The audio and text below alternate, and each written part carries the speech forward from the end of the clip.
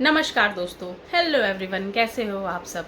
आज का मेरा टॉपिक है ऑटो इम्यून डिजीज़ यानी स्व प्रतिरक्षित रोग। जो हमारा इम्यूनिटी सिस्टम है वो दोषों से बिगड़ करके और हमारे शरीर में कितने ही दोष ऐसे कितने ही विकार उत्पन्न कर देता है, आज हम उस पर चर्चा करने वाले हैं। तो चलिए आगे।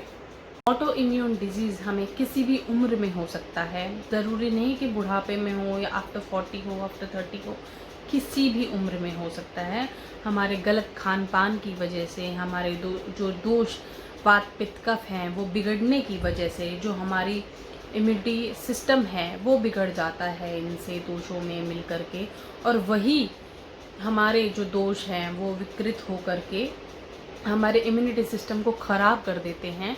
तभी हमारी इम्यूनिटी जो हमारी बॉडी में है, जो हमारे अच्छी रोग प्रतिरोधक क्षमता बढ़ाती है, वही हमारे अच्छे सेल्स को विकृत करने लग जाती है, यानी ख़राब करने लग जाती है और उनको अंदर से अंदर खाने लगती हैं।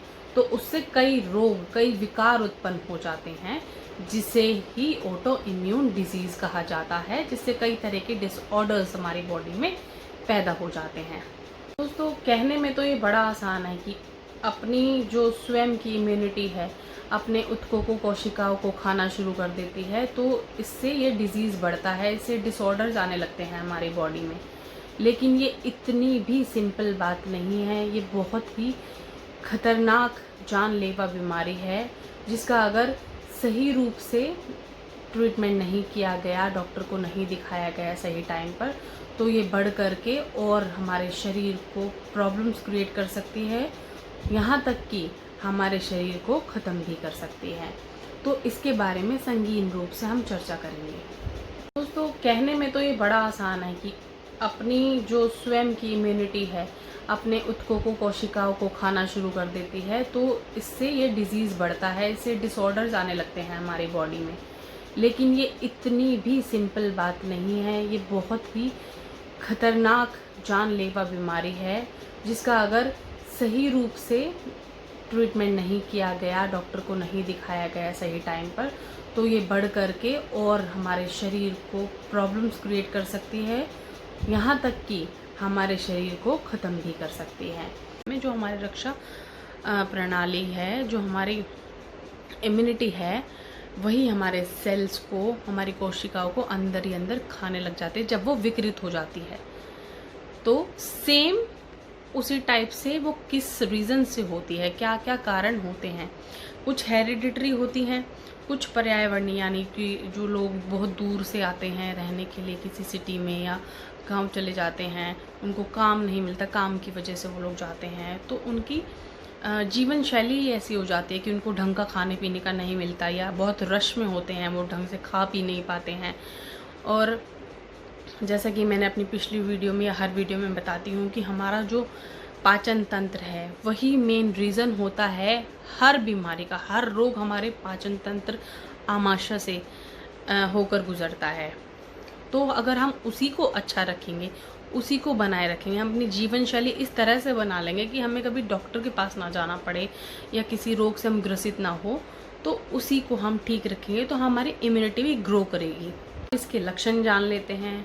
हमारे जोड़ों में दर्द रहना, सूजन रहना, ऐंठन बने रहना, गर्दन में दर्द होना, कमर में दर्द होना, पैरों में उंगलियां मोड़ने में दिक्कत होना, चलने में दिक्कत होना, हमारे पैरों में, पसलियों में दर्द होना, आमाशय बिगड़ा हुआ होना, अच्छी तरह हमारा बॉल सिस्टम काम नहीं करता है, हम बार बार हमें मोशंस जाना पड़ता है, मूत्र विकार होना कोई भी।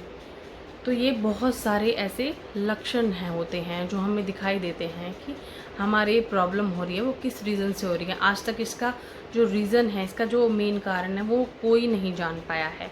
इसके लिए मॉडर्नाइजेशन में मेडिसिन ज़रूर हैं, लेकिन वो सिर्फ आपको स्टेरॉइड्स के टाइप में दे दी जाती हैं, आपके पेन किलर्स टाइप में दी जाती हैं, जो सिर्फ आपको थोड़े टाइम के लिए आराम दे जाती हैं। लेकिन इसका मुख्य कारण आज तक अननोन है। भाग्यवश ये रोग तनाव की वजह से होता है। जो लोग पहले से तो रोगी होते हैं, लेकिन वो तनाव ग्रसित और ज़्यादा हो जाते हैं जब उनको अपनी प्रॉब्लम्स के बारे में पता चलता है। अगर जब ये सिम्टम्स हमें दिखने लगते हैं, अगर हम इसका सही टाइम पर इलाज नहीं करवाते तो हम ये बीमारी हमें और ज़्यादा घेर लेती है और ज़्यादा रोग ग्रसित कर देती है। कैसे हमारी सीने में दर्द होने लग जाते हैं, अचानक बाल झड़ने लग जाते हैं, अचानक वज़न कम होने लगता है, किसी लेडीज़ में और युवाओं में प्रॉब्लम ज़्यादा क्रिएट होती है, आँखों में जलन होने लगती है, मुंह में छाले हो जाते हैं।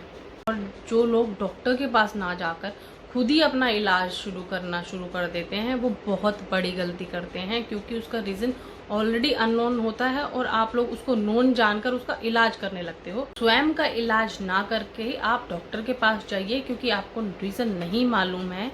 और चूंकि हमारे वात पित्त कफ तीनों दोष जब प्रकोपित हो जाते हैं तो वो हमारे मांस मेद अस्थि मज्जा सबको खराब यानी विकृत करने लग जाते हैं, जिससे कि और हमारे शरीर की कोशिकाएं ग्रस्त होने लगती हैं, विकार सहित होने लगती हैं, और जो रोग साध्य होते हैं वो भी असाध्य में कन्वर्ट हो जाते हैं, यानी कि जिनका इलाज नहीं हो सकता।